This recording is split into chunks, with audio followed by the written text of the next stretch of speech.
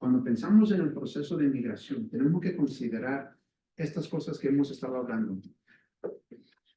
Rebeca Radillo nos propone en el segundo libro, estamos ya tratando con el libro de Ministerio con Inmigrantes.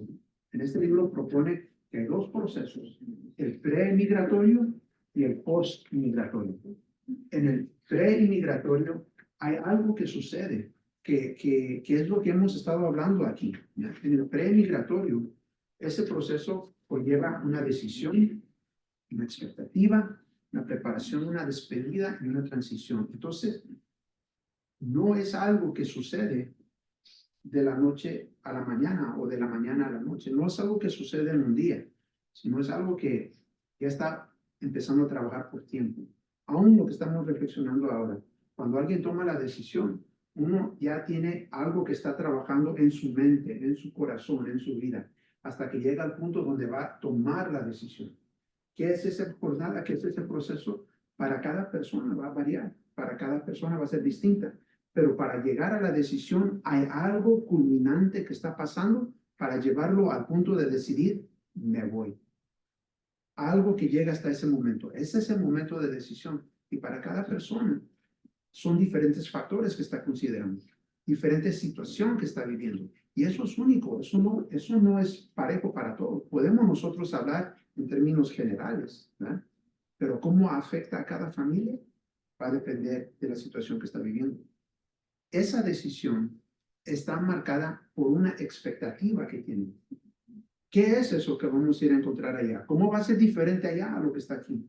Esa expectativa, cómo se forma para la persona, es diferente para cada persona, ¿verdad? Allá es la tierra que fluye leche y miel, porque allá está, ya tengo familiares ahí, ya tengo parientes que han ido y han encontrado, ¿verdad? Y por cuanto más están trabajando, pero por lo menos no están así. Hacen una comparación. Entonces la expectativa es algo que está informando lo que están esperando ver allá. Pero esta expectativa no solamente de lo que van a esperar que va a suceder allá, también tienen que pensar qué va a suceder cuando salgo de aquí. ¿Qué sucede aquí? ¿Qué sucede aquí? Lo que se queda atrás. Y eso es lo que lo lleva a la persona a tomar las preparaciones. En su propia manera va a prepararse, ¿verdad? Si tienen hijos, ¿con quién dejar los hijos? Hemos escuchado varias veces cuando alguien dice, alguien no viene con un plan permanente, viene con un plan temporal. Mi preparación es algo por un tiempo para recaudar fondos para poder regresar. O lo voy a hacer para mandar ayuda. O lo voy a hacer para marcar una diferencia acá.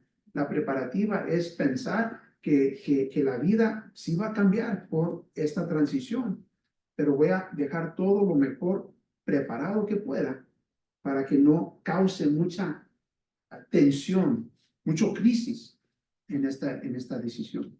Y eso es parte de la cosa. Entonces, estamos hablando del momento de la premigración. Todavía no han llegado, pero están en el proceso de considerar el venir. ¿Qué es lo que pasa por la mente de la persona? ¿Qué es lo que está sucediendo? No solamente en la mente, pero en el espíritu de la persona, ¿no? de tomar la decisión. Porque yo estoy seguro que todas las personas que murieron en el camino nunca pensaron, hasta ahí voy a llegar.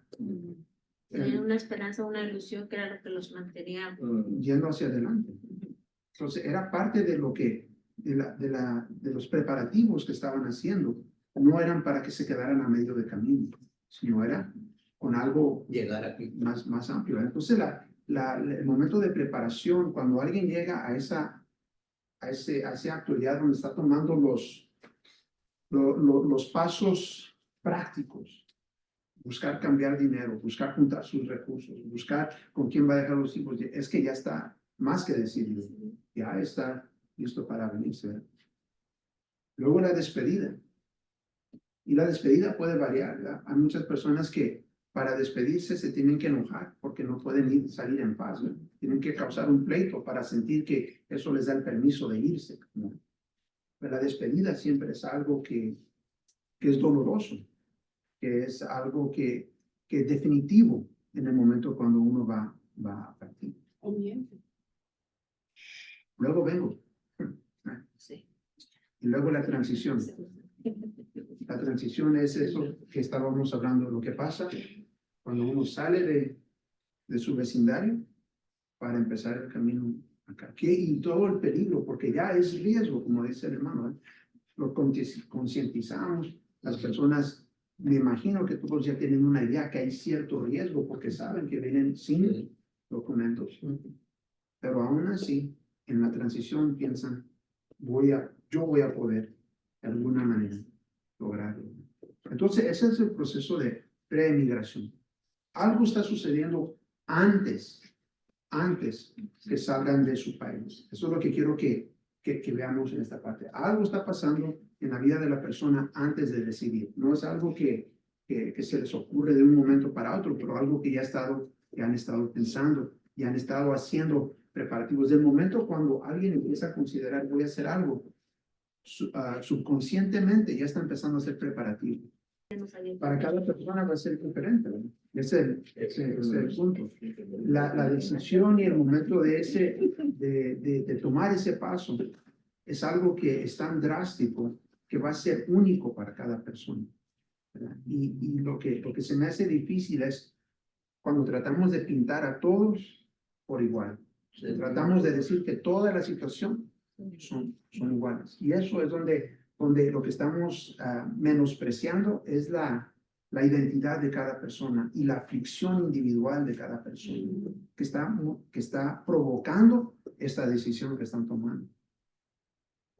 Luego, la segunda etapa, según nos propone el radio, es la post-emigración, o sea, cuando ya entran, cuando ya llegan al lugar donde van a entrar. Y tenemos que ver ahí, entonces, lo que viene a marcar la entrada. Si logran llegar, ¿cómo es esa entrada? ¿Cómo es llegar a un lugar donde no entiendes el idioma, donde no sabes leer los rótulos, donde no entiendes el movimiento cultural de las cosas, de lo que se espera, de lo que no se espera, de la manera que se manejan las cosas? Y a veces no están preparados para la confrontación que van a recibir. Ese tipo de respuesta racista a veces, ese tipo de respuesta de estereotipos, ese tipo de respuesta humillante para las personas. Algo que, como vivían en Latinoamérica y todos en el vecindario, en la comunidad, ¿verdad? Hablaban el mismo idioma, no había nada que era diferente para uno, se podía mover uno. Y cuando ya está confrontado con la realidad de que es algo mucho más dificultoso de lo que anticipaban, luego el proceso de ajuste. ¿Cómo se acomoda el ajuste? ¿Cómo se pueden ajustar a esta vida? Porque la situación no cambia para ellos. Ellos tienen que cambiar. Entonces el funcionamiento aquí es diferente, ¿verdad? Porque hay ya una expectativa donde si llegas pues a buscar trabajo y a ver cómo le haces, ¿verdad? ¿Cómo te encuentras para poder manejar la vida aquí? Y eso es la realidad, ¿verdad? De lo que se experimenta en este tipo de transición.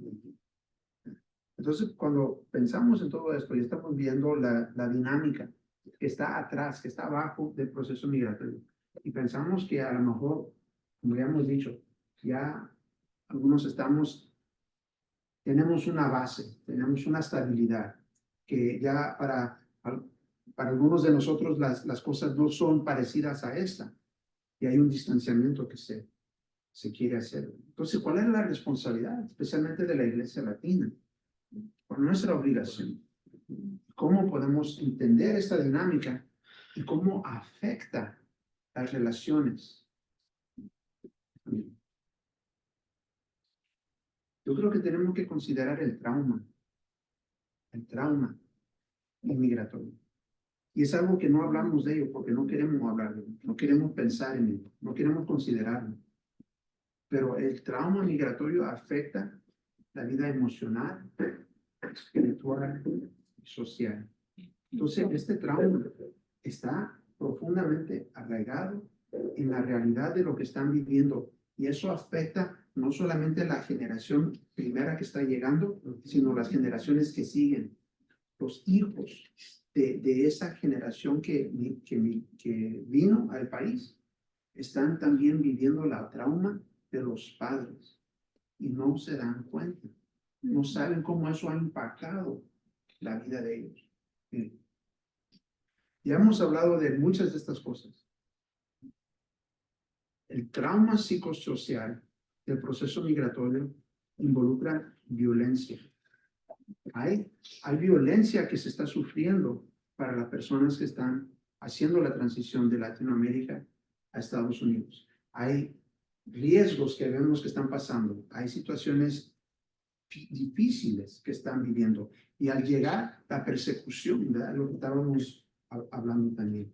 Cuando uno llega y sin documentos, ya está llegando con miedo, está llegando con temor de que toda esa jornada que costó tanto, no nomás tanto dinero económico, pero tanto esfuerzo, tanto despedida, lo que quedó atrás, lo que están dejando atrás, todo eso que costó, para que si son deportados, ¿verdad? ¿Qué hace todo eso? Entonces ya hay un sentido de temor que va involucrado con esta transición. Eso es la realidad, ¿verdad? Entonces vemos que estos traumas de realidad distorsionada, de la frustración, del desespero, es parte de lo que están viviendo. Y no solamente de poder venir a un país que fluye leche y miel, pero de encontrarse que la realidad es distinta a lo que esperaban, ¿verdad? A lo que se imaginaban, a la ilusión que quizás tenían. No encuentran la bienvenida que les habían prometido, ¿verdad? No son tan bienvenidos, ¿verdad? Eso es lo que está siendo entonces traumático en la vida de las personas. Estamos hablando de persecuciones. Me acuerdo que cuando recuerden ustedes en Farmers Branch estaban dando esa ley